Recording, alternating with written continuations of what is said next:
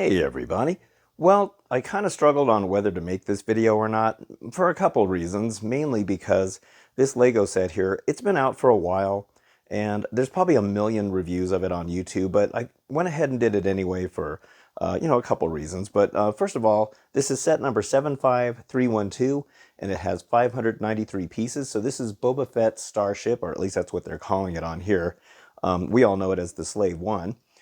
This is like from Lego's line of smaller sets. They're about $50, and they've come out with a bunch of them. They have like the TIE Fighter, and I think there's a smaller X-Wing, and they also got this one here. And I think it's to appeal to people who don't want to spend a lot of money on the really expensive ones, or the ones that are retired and worth a lot of money now. But I think these are kind of a nice alternative. On the back of the box here, we get a different angle of it. I kind of like it when it's laying down. We also have the Mandalorian and Boba Fett figures. I have not seen the Mandalorian because I don't want to pay for another streaming service on Disney, so I'm not familiar with the whole show. But we also have this kind of a side thing. It looks like a maintenance kind of vehicle or something, but it also doubles as a stand. And these do turn just like all the other versions of this. And I think also as you turn the vehicle itself, they'll level themselves out. You can see Boba Fett sitting in the cockpit right here. Here's where you can see the stand, and it also has the handle built in like the other two versions, I think. I'm not sure the UCS one does, but that's kind of nice. It makes it swooshable. And then we also have the stud shooters on there. So yeah, the other reason I I wasn't even going to buy this set. The only reason I did is because, mainly because it was on sale on Amazon. As of the making of this video, this is the day after Thanksgiving, which I hope you all had a great Thanksgiving, by the way. But it was $40, and I thought for 40 bucks, that's actually not bad, considering what it looks like. It's probably going to be my least favorite of the different ones that they've had over the years, but I only have two others, and I'll show you which ones those are. I think the odds-on favorite for most people that like the Slave One in Lego form is the UCS version that we see here, which I do love. This one now goes for quite a bit of money because it's retired now. In fact, I got it just when there was very few of them left. But yeah, it's a great set, the detail and everything because of the size, and it does come with a couple of these figures, and of course Boba Fett inside the cockpit there, if you can kind of see him through the reflection. So it is a great set, but it's actually not my favorite. This one here is actually my favorite version of it. This is the 20th anniversary one that came out in 2019. It has pretty much everything that the UCS version has. There's Boba inside there. And it's got some great selection of figures here, and it's got the 20th anniversary Princess Leia with the vintage look to her. And a lot of these sets had different figures for the 20th anniversary thing. But I really like this one just because of the size of it. Here you can kind of get a feeling of, how big this thing is. It's not overly large. It's about the right size. It has a handle on the bottom also for swooshing. It has the panel on the back that opens up where you can put the Han Solo and Carbonite piece in there. And I actually think that one there is my favorite. Although this new one, I don't think it's going to end up topping this one. All right, well, this one's going to be much smaller for sure, probably not quite as detailed, but let's go ahead and open the box and let's take a look at what's inside. So this set only comes with just 4 bags, as we can see here. It's only 593 pieces, so it's a pretty small set. It's not going to take that long to put together at all. The instruction book here, it's a pretty basic set, so it's not going to be anything too crazy going on here with instructions. And then here is the sticker sheet. And thankfully, there's not like a ton of stickers on this thing either, which is always good. All right, well, get started on this and we'll see what it looks like when I'm done. Starting off with the minifigures now, we got the Mandalorian, Boba Fett, and I don't know if you'd consider this a minifigure. It's the Gamorrean Guard in Carbonite. I'm not really sure, but I'm putting it on there just so you can kind of see what it looks like. But yeah, the figures look really good. The Boba Fett, I don't know. I'm assuming we've had that same Boba Fett before. The printing looks really good on these guys. Here's the back side here. We can move this around. And on the back we got the little jetpack thing for Boba Fett. This cape is, I don't know, for some reason it fits really good on this figure. Maybe because it's not flared out, it's just straight down. But it just seems like it fits really, really good on the Mandalorian figure there. But yeah, they're actually really well done. I'll show you what the heads look like. Here's what they look like without the helmets on. So Boba Fett's got the mad look on there. And they just have a regular black head for the Mandalorian. Since I haven't seen the show, I'm not sure if they just haven't showed his face or something in the show. I really don't know. You can see some scarring on the back there.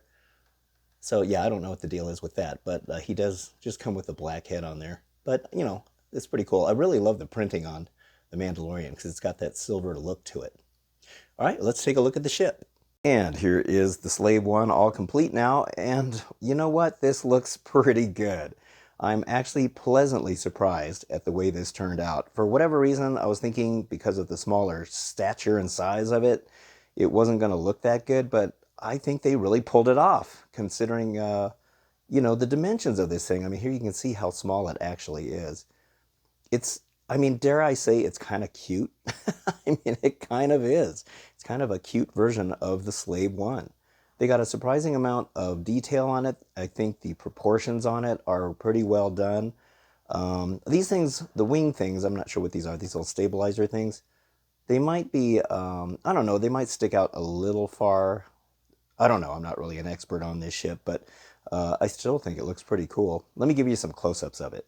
Looking at a side view of this here, I think it looks really good. They really pulled it off just fine. The angle of this back section, I think, is really just right.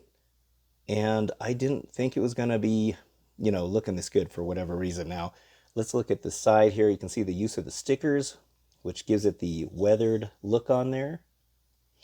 And these little stabilizer bits, they are movable. And I'll show you when I lift it up that you can actually turn those.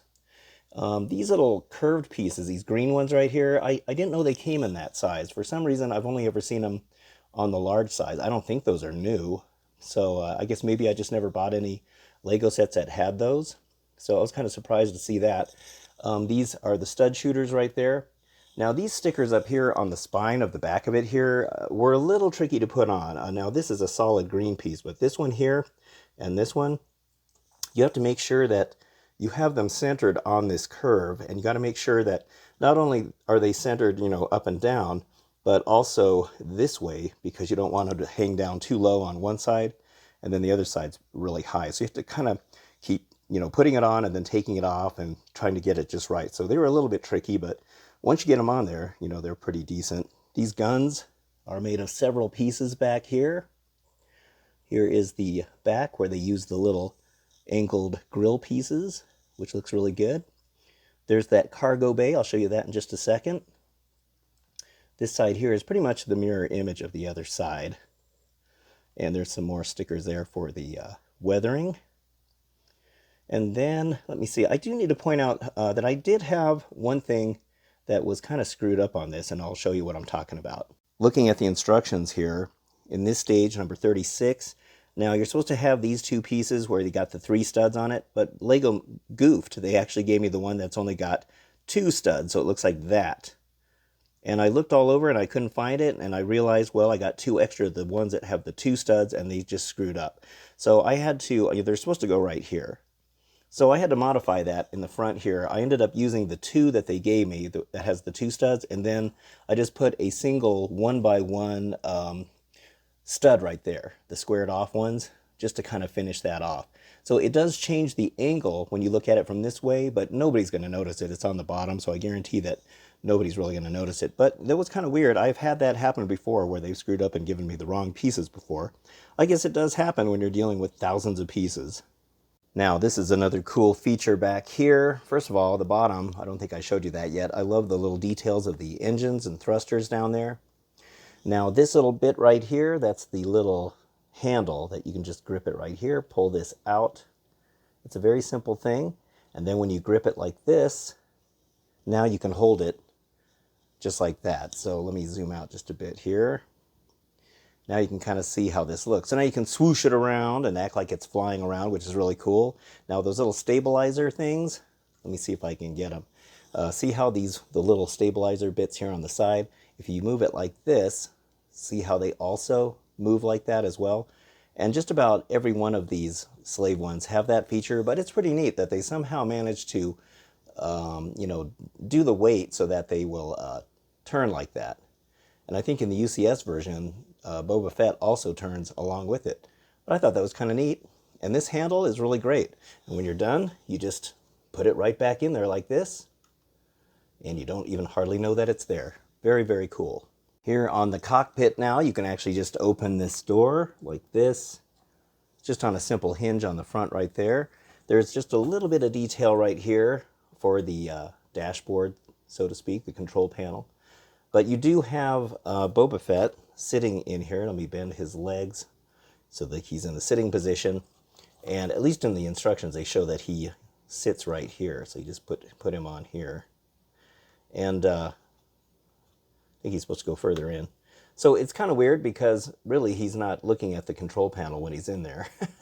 I guess maybe you can set him the other way, but that does close and it does look very nice. So that way when he's flying this way, it looks correct. So I don't know if he sits the other way. I'll try it. Well, I guess you can set him that way. I tried to make him sit, on the studs that are in there, but his backpack kind of gets in the way. And also you have to turn his rangefinder down a little bit because when you try to close this, it'll get in the way. And another thing is this will catch on these edges right here, so you have to kind of squeeze them together like that. But yeah, he'll sit this way too, so if you want him to sit while he is in the landed position, you can most certainly do that. Which I think I kind of prefer it to be in this position anyway. But if you don't, it comes with a cool little extra feature. So this little thing is provided as well, and I'm guessing it's supposed to be some kind of a vehicle of some sort because it does have these little control levers and knobs here. And it looks like you could put a figure in there, maybe some kind of a worker kind of person. It's got these little smooth things. I'm assuming it's supposed to be, floating on the ground. And it has this ladder, so it looks like a maintenance vehicle. But when you flip this up, it also doubles as a stand.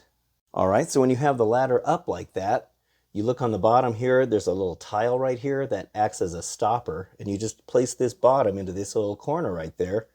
And when you lean it up on there, it acts as a stand. So look at that. That is really, really cool. Yeah, I love it. So if you want it in the upright position, you can most certainly display it that way. It's pretty solid. I wouldn't put it someplace where you're gonna, knock it over pretty easily, or vibrations when you walk by is gonna knock it over possibly. For me personally, I prefer it to be displayed flat, but that actually is pretty cool. I think it works really excellent. So what a cool little feature they added for that. One thing I almost forgot to mention is right back here is another little compartment that you can lift up. And I think just about every Slave One has that. But that's where you can put the Gamorrean guard in carbonite. It just slides right into this little compartment inside there. You can kind of see it. Slides in, and then the little lid pops down. Usually it's Han Solo in carbonite, but in this case, it was a Gamorrean guard. So yeah, another excellent feature for this kit. In case you're wondering about the size dimensions and differences, well, that's these three all together right now. So, of course, the UCS one is just a monster. It's absolutely huge. That's the 20th anniversary edition, and then that's this new one right here. So you can see how much bigger the UCS version is. But, I gotta say, I still like this one the best. I think that 20th anniversary edition one is still my favorite. It's just the right size. You can swoosh it around. I like the way it looks. Although this one here is not bad for $50. That's not bad at all. So, but this one here is the highly coveted one. Everybody wants the UCS version. This one is retired now. I don't know what it goes for price-wise. It's expensive if you want this set now. And so I was lucky to get one. I kind of waited on this. The Slave one isn't really my favorite Star Wars ship, but it's still pretty cool just because of how unique it looks. So there we go, the smaller edition of the Slave One. Now, I did say this was $50, that's what it retails for, but at this point in the game, you can pretty much find this on sale at a lot of different places. So I did get this on Amazon for $40, which I thought was a good price for it. It may even go lower than that, as time goes on. These smaller sets, I'm not sure what their lifespan is. I think you can probably get it Target online, possibly has it on sale. I saw them in the store at Target, but they were the regular retail price.